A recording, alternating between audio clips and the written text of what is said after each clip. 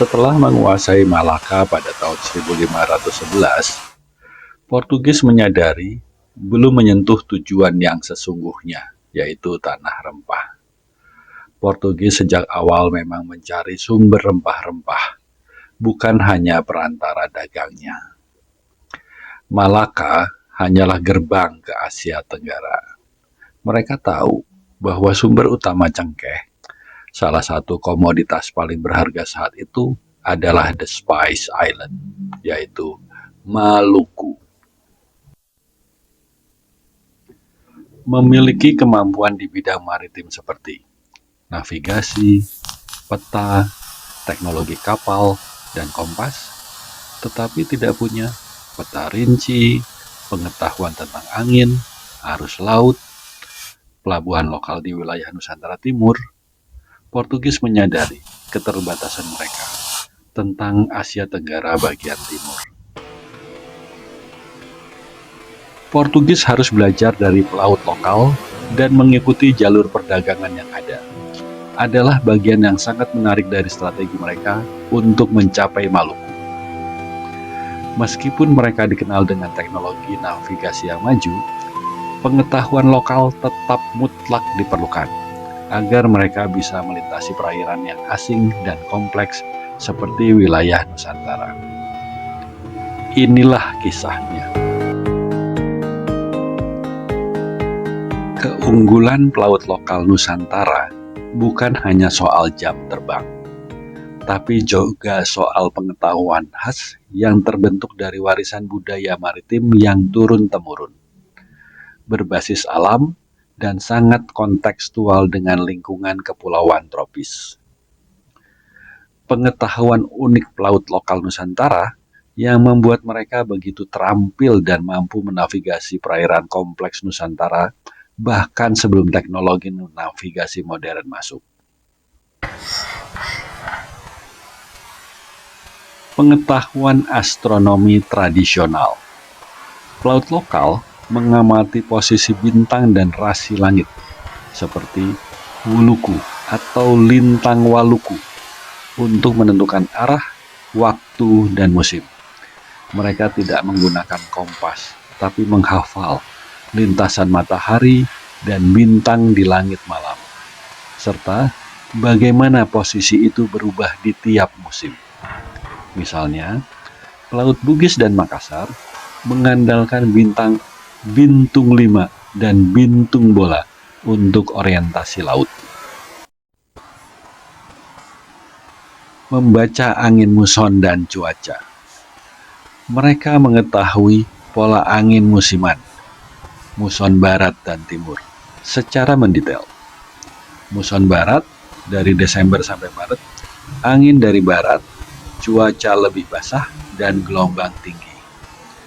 Muson timur dari Juni sampai September, angin dari timur, langit cerah. Bahkan mereka bisa mengenali perubahan arah angin harian yang disebut angin darat dan angin laut untuk manuver pelayaran pendek. Membaca warna dan suara laut. Pelaut lokal mampu membedakan warna laut untuk mengetahui kedalaman atau keberadaan karang. Laut biru pekat berarti dalam, hijau terang berarti dangkal atau berkarang. Mereka juga mengenali suara ombak yang memecah pada karang atau tebing, sebagai penanda bahaya saat malam atau kabut. Pengetahuan arus laut dan pusaran. Pelaut Nusantara sangat memahami arus laut antar pulau, termasuk arus pasang surut harian, pasang naik, dan surut. Arus tetap, seperti arus di Selat Lombok, Selat Makassar, dan Laut Banda.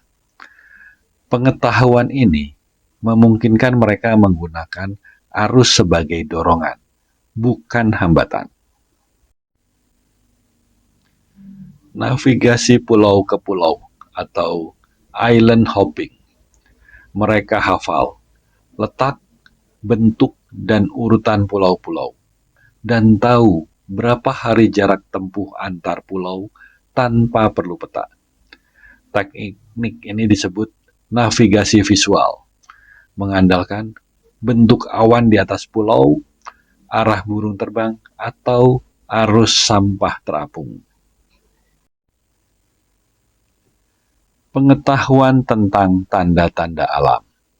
Mereka tahu tanda-tanda alam sebelum badai, berupa perubahan angin tiba-tiba, bentuk awan berombak, gerak binatang laut dan burung. Misalnya, burung laut tertentu tidak akan terbang jauh jika badai akan datang. Ini dijadikan pertanda untuk berlindung. Teknologi perahu dan layar lokal. Perahu seperti jong, pinisi, lambo, lete-lete, atau perahu cadik dirancang khusus sesuai kondisi Laut Nusantara. Jenis layar dan bentuk lunas disesuaikan agar stabil di arus sempit antar pulau. Tidak seperti kapal Eropa yang besar dan berat. Pelaut lokal juga tahu kondisi, kapan harus berlayar dengan layar penuh, layar pendek, atau bahkan tanpa layar dengan cara didayung. Sistem navigasi budaya secara oral dan simbolik. Pengetahuan ini tidak ditulis, tapi diturunkan secara lisan dari satu generasi ke generasi. Terkadang lewat nyanyian, puisi, atau simbol ukiran di perahu yang menyimpan informasi, arah, dan jarak. Di beberapa masyarakat seperti suku Bajo dan Bugis, pelaut harus menjalani proses inisiasi dan magang bertahun-tahun sebelum dianggap layak memimpin pelayaran. Kesimpulan, keunikan pelaut lokal bukan hanya soal pengalaman, tapi kombinasi pengetahuan alam, langit, laut, musim, dan budaya. Sistem navigasi yang berbasis indera, hafalan, dan intuisi alam, bukan alat mekanik. Ketajaman membaca tanda-tanda kecil di alam untuk pengambilan keputusan besar di laut. Cara Portugis untuk mendapatkan manfaat dari pelaut lokal. Pertama, menangkap kemudian menginterogasi pelaut dan pedagang. Setelah menaklukkan Malaka, Alfonso de Albuquerque menangkap para pedagang Arab, Gujarat, Melayu, dan Jawa. Dari mereka, Portugis memperoleh nama-nama pulau penghasil rempah seperti Banda, Ternate, dan Tidore. Musim angin atau angin muson, jalur pelayaran, dan titik persinggahan.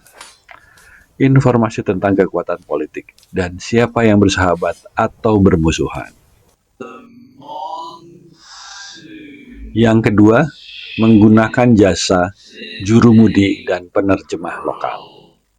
Untuk ekspedisi ke Maluku tahun 1512, Albuquerque menunjuk Antonio de Albru dan Francisco Serrao untuk memimpin 3 kapal. Namun, mereka menyewa jurumudi lokal, sering disebut mualim atau nahoda, dari Malaka. Para jurumudi ini bukan orang biasa. Mereka adalah navigator berpengalaman dari Jawa, Melayu, atau Bugis yang sudah biasa berdagang sampai ke Maluku. Dengan petunjuk mereka, Portugis bisa menghindari karang, badai, dan tahu kapan harus berlayar atau berlindung.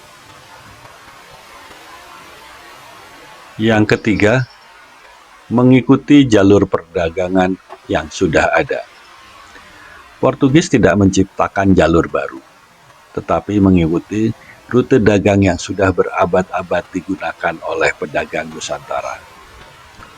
Rute yang diikuti dari Malaka menuju pesisir utara Jawa, melalui Jepara dan Tuban, lanjut ke arah Bali dan Lombok, terus ke timur melewati Flores dan Sonor, kemudian ke utara, Ambon, lalu Maluku, di mana terletak Tidore dan Ternate. Rute ini mengikuti angin muson yang bertiup dari barat ke timur sekitar bulan April sampai dengan bulan September. Kenapa pelaut lokal demikian penting? 1. Karena arus laut yang petanya tidak tersedia. Peta Eropa saat itu hanya mencantumkan garis pantai secara kasar. Hanya pelaut lokal yang tahu jalur di antara ribuan pulau, selat sempit, dan lokasi pelabuhan kecil. 2. Hal ini mengenai pengetahuan musiman. Pelaut lokal tahu kapan waktu terbaik untuk berlayar, kapan datang badai, dan kemana harus berlindung. Mereka juga tahu kapan musim panen rempah berlangsung di Maluku. Ini penting agar kapal tidak tiba terlalu awal atau terlambat.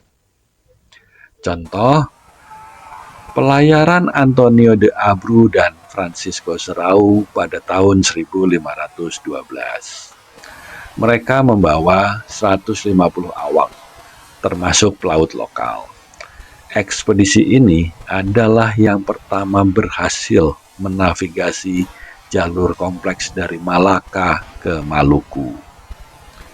Dalam perjalanannya, Serau terdampar di Ternate, namun disambut oleh Sultan yang kemudian membentuk aliansi. Kesimpulan, meski memiliki teknologi dan semangat penjelajahan yang tinggi, Portugis tidak akan berhasil mencapai Maluku tanpa bantuan pengetahuan lokal. Mereka belajar dari pedagang dan pelaut Asia yang sudah lama menguasai jalur laut Nusantara. Mempekerjakan navigator lokal untuk membantu kapal mereka. Mengikuti jalur dagang tradisional yang menghubungkan pusat-pusat perdagangan Nusantara. Upaya ini menunjukkan bahwa penguasaan wilayah maritim tidak hanya soal kekuatan militer, tetapi juga kemampuan untuk memahami dan menghargai sistem pengetahuan lokal.